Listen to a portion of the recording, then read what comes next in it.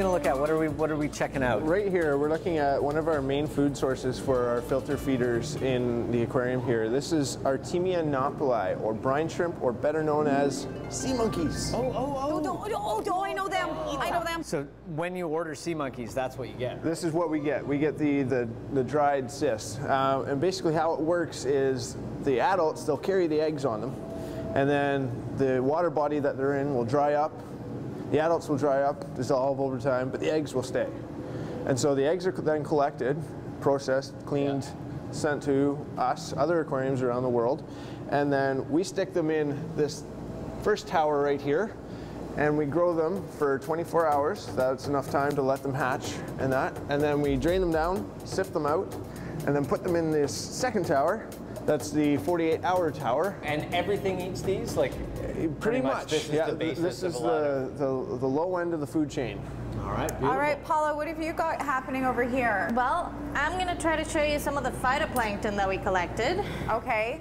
So that was what was in our little jar? So that was the green stuff that we collected afterwards. And I've put it on a slide. Oh, there's a little bit of movement on there. What are we looking at? It doesn't look like much, but that's called a diatom, and that's one of the plants, I guess.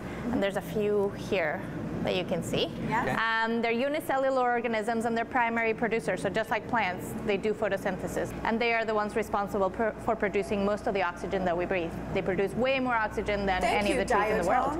Yes. Wow. So that's the inside of the jellyfish? That's the inside of what's known as a comb jelly, or as a gooseberry.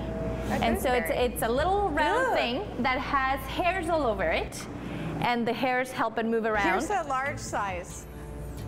Hairs all over it that help it move around. You can actually see the hairs moving, and it's moving away from me. Whoa, whoa, whoa. So let's see if I can find another thing. This little guy right here is called a dinoflagellate, and they are responsible for things like red tide. So in the summer when there's algae blooms, some of the dinoflagellates are red, and they make the water go either kind of orange or red, and that's when you can't eat shellfish, because some of those dinoflagellates have a toxin in them that can start paralyzing your body. So as they accumulate in warmer waters, whatever it is, they the shellfish will get a whole bunch of them into their body and metabolize them, and then that toxin passes on to us. And is that a sign of things being out of balance, or is that just part of a natural cycle? It's part of a natural cycle. Sometimes if the summers are too warm, then you see a lot more of the red tides. So it could relate a little bit to global warming, but it hasn't been proven just yet. Okay. All right, well, thank you so much, you guys. Very cool. Thank you. You're welcome. I like it. The hair's